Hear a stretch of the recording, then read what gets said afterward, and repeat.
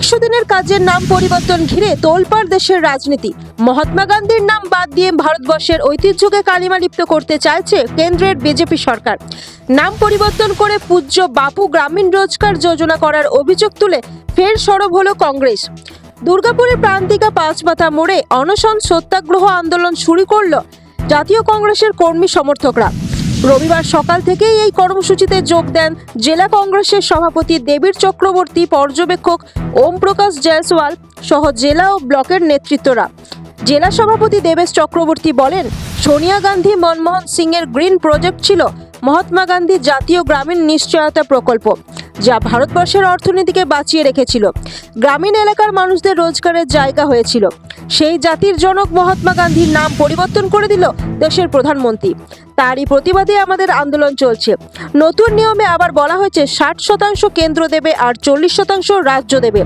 যে রাজ্য সরকারের অর্থনীতি ভারে মা ভবানী, তারা কিভাবে টাকা দেবে?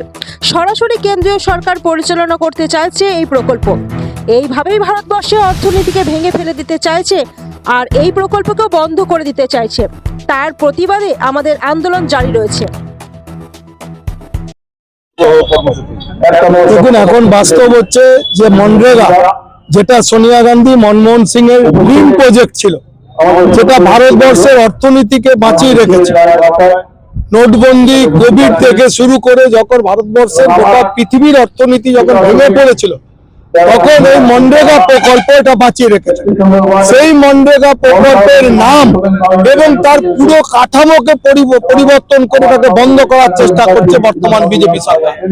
মহাত্মা গান্ধীর নামে যে প্রজেক্ট, তার নামটাকে ভিজি রামপাল নামে প্রজেক্টে নিয়ে আসছে এবং মানুষকে বলছে আমরা 100 দিনের জায়গায় 125 দিনের কাজ করব।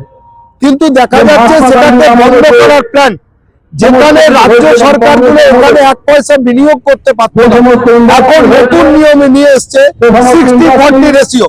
40% টাকা সেটা হচ্ছে রাজ্য সরকারকে যেতে হবে। যে রাজ্য সরকারের ভারের মা ভবানী, যারা এই প্রজেক্ট চালাতে পারছে না, যারা দান খরচাতি করতে গিয়ে অর্থনৈতিক অবস্থা খারাপ করে দিয়েছে, তারা 40% টাকা কোথা থেকে দেবে? এবং গ্রামের পঞ্চায়েত ঠিক করত যে তারা এলাকায় কি উন্নয়ন করবে, এখন সেটা ঠিক করে দেবে দিল্লির কেন্দ্রের সরকার। এখন গ্রামের উন্নয়ন প্রকল্প কি হবে, কতদিন এই কাজ হবে, সেটা পঞ্চায়েতের হাতে নেই, সেটা ঠিক করে দেবে মোদী সরকার। এবং তারা চাইছে এই প্রজেক্টটাকে বন্ধ করে দিতে। আমরা চাইছি অবিলম্বে তার নাম, যেভাবে মহাত্মা গান্ধীর নাম পরিবর্তন করে প্রজেক্টটাকে ধীরে ধীরে বন্ধের চেষ্টা চলছে, সেইটাকে আবার পুরনো জায়গায় ফিরিয়ে নিয়ে ভারতবর্ষের অর্থনীতির কাঠামো, যেটা মেন মেরুদণ্ড, সেই প্রকল্পটাকে বাঁচাতে। দুর্গাপুর থেকে সুদীপ্ত গোপের রিপোর্ট, পশ্চিমের বার্তা।